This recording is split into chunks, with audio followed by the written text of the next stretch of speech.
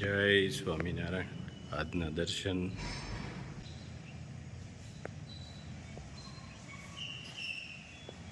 જય ગજાનંદ ગણપતિ મહારાજ. જય કષ્ટભંજન દેવ.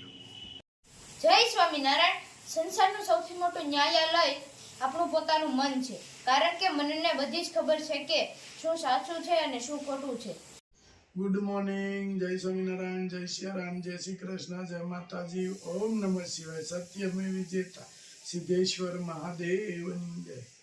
જય સ્વામિનારાયણ. કેમ છે ભાભી? વાંધો નહીં. આમ તો ગળનો ગાડો આવ્યો એવો આનંદ થયો. હાલે લે. અને ભાભીને તો જય સ્વામિનારાયણ. જય સ્વામિનારાયણ. કેમ છે? સારું સારું. રાતે વધે કોણ છે ગોપાલ? સારું સારું. આનંદ છે ને? આનંદ આનંદ. છોકરા વધારે ટેન્શન બિલકુલ લીધું જ નથી. તમારા ધનસુખભાઈ છોકરા જોર કેવો થાય?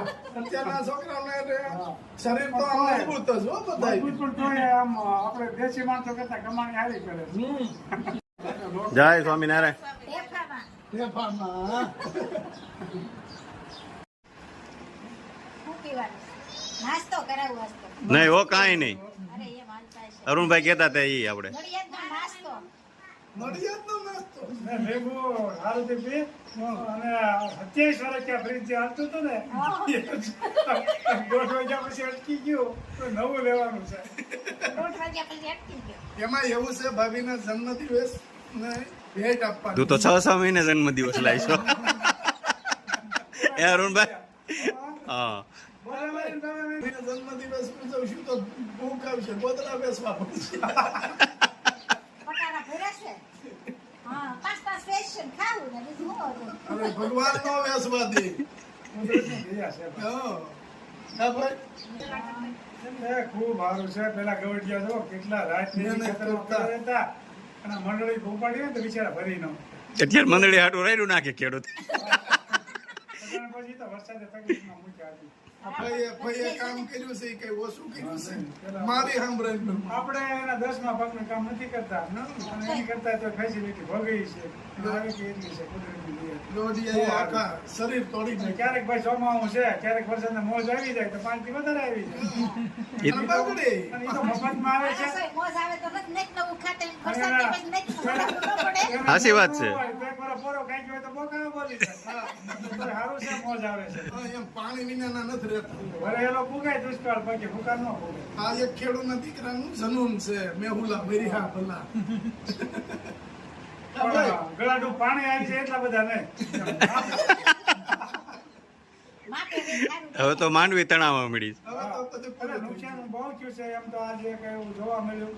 આપણા દ્વારકામાં ભાંડવડ ગામ છે. હા. ભરવાડે આપઘાત કર્યો.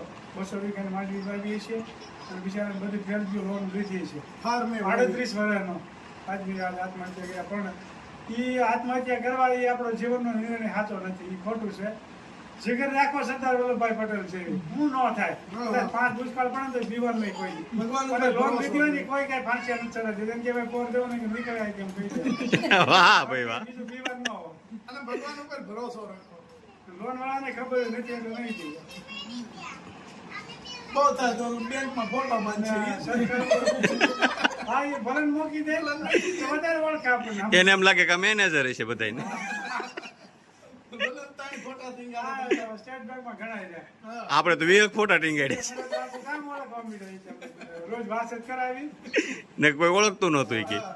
એમ કોઈ વાંધો નહીં. અને કોઈ લોન વાળો કઈ ન કે પાછે ચડાવી દે કે આત્મહત્યા કરવા એ હાવ ખોટો નિર્ણય લીધો છે. કોઈ દી કોઈને પગલું ન ભરવું. અત્યારે ઘણા મુશ્કેલીમાં છે ને તો આ વિડીયો જોઈને આવો નિર્ણય ન લેવો એ ખાસ નોંધ લેજો આપણે. કારણ કે આત્મહત્યા કરીએ એટલે હાથ અવતાર એવા આવે એવી રીતે જ મળવું પડે. બહુ મોટું પાપ લાગે છે. મને આ ભણતર નહીં કરે. એકને કુદરતે જેને જીવ આપ્યો છે ને એને ખાવાનું આપી જ રહી છે. પણ આ તો આપણે અધૂરિયા થઈ ગયા છે ને થોડે થતું નથી. એટલે આ તકલીફ છે. કાંઈ વાંધો નથી કોઈ. ઝટ ભેગું જ કરી લેવું છે, ભેગું જ કરી લેવું છે. એટલું હપ્તે લઈ ગયો. ઠીક મળે અહીંયા. જય Swaminarayan. Bye bye. Bye bye. Like કરો, શેર કરો, સબસ્ક્રાઇબ કરો અને કોમેન્ટ કરો અમારી ચેનલને. આવો આવો. વાહ, જય સ્વામિનારાયણ. જય સ્વામિનારાયણ. શું છે ભણિયાભાઈ? જય સ્વામિનારાયણ. તમે તો દાદાને લઈને આવ્યા આજ. હે ભણિયાભાઈ તમે મંદિરે નો આવ્યો કાલ? જય સ્વામિનારાયણ. કેમ છે?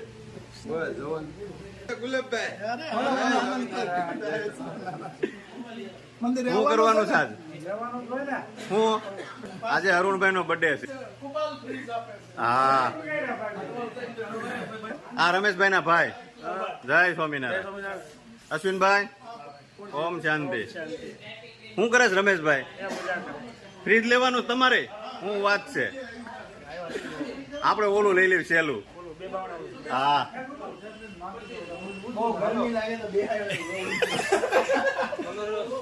કેવું પટેલ આ લેવું છે? આનંદ આવે ને બધા. 90,000 રૂપિયાનું. અરુણભાઈ હા આ લેવું છે આપણે? એટલે બહુ તડકો લાગે તો અંદર બેહાય ને. બે હાઈ જ ને, આપણા કાસ્કટ લેવાનું. અંદર ઊભું રહી જવાનું. આખું ફીઝર. આખું ફીઝર છે. હા બરફનું ક્યાં ઉપર. ભણિયાભાઈ કેવું લેવું છે આપણે? ફ્રીજ લેવું છે આ બરફનું. કેવું લેવું છે આપણે?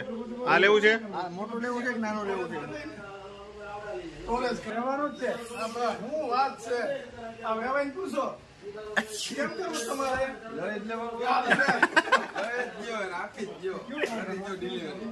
આવડું આ લેવું છે આપણે?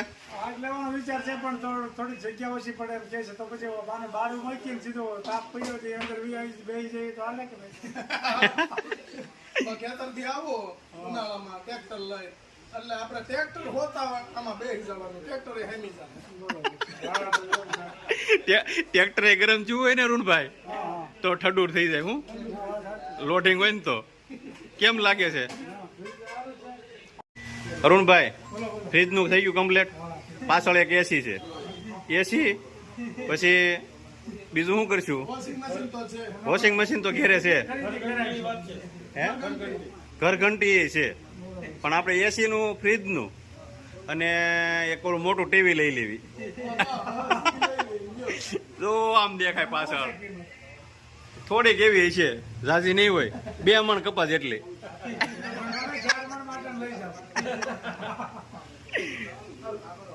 અને અમે આવ્યા છે સિરાજ ઇલેક્ટ્રોનિક્સ ચલાલા, હા સેમસંગ શોરૂમ, સેમસંગ, વર્લપુલ. સોની. હા ને ખૂબ સરસ હારાવાળી ક્વોલિટી આવી છે. અરુણભાઈ વર્ષોથી ઓલા પણ શોરૂમ હતું ત્યારથી જ આપણે બધાને જેને અપાઈને અહીંથી જ અપાય. દવાખાના આમ હતું ને ત્યાંથી ટીવી લઈ બધા બંધ ચાલ છે. હજી ઉપર બને છો બધું? હા બીજો માલ તૈયાર થાય છે. હારાવાળી દુકાન આવી છે. ચલાળામાં સારામાં સારી સિરાજભાઈની દુકાન અને ભાવમાં એકદમ રીઝનેબલ અને બધી વાતે સર્વિસ છે પાવરફુલ કે તમારે કાંઈ પણ મિસ્ટેક આવી હોય તો ખાલી એક ફોન કરો ત્યાં તમારી ઘરે. અને આપણે જેટલા દબાવીએ એટલા દબાય છે એમ તો. કા કુમાર થોડાક ભાવમાં દબાવવા પડે ને આપણે હતા. આપણું હોય એટલે થોડુંક રાખે છે. નહીં આપણું માન રાખે છે પહેલેથી. હજી સિરાજભાઈ તો નથી નકર ઓર મજા આવે. હા હજી થોડાક દબાવી તો થઈ જાત હજી 500 રૂપિયા. એ તો કરી દે કા ખલીલભાઈ બસ ને. અને શોરૂમ તમે જોઈ લ્યો, તમે કોઈ પણ વસ્તુ જોઈ હા ટોટલ વસ્તુ મળી જાય તમને અહીંથી ઇલેક્ટ્રોનિક. જબરજસ્ત શોરૂમ. હજી ઉપર એક શોરૂમ ચાલુ છે. આ ભાઈને તો અમે ખાલી એટલું જ કીધું કે આ ચોકલેટનો ડબ્બો આવડો હું કે આખો આપી દો.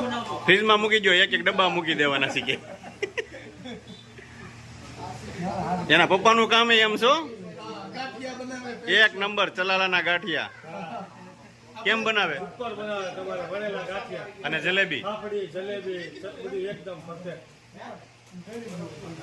મારે આજ પ્રીતમ ઘેરે આવશે.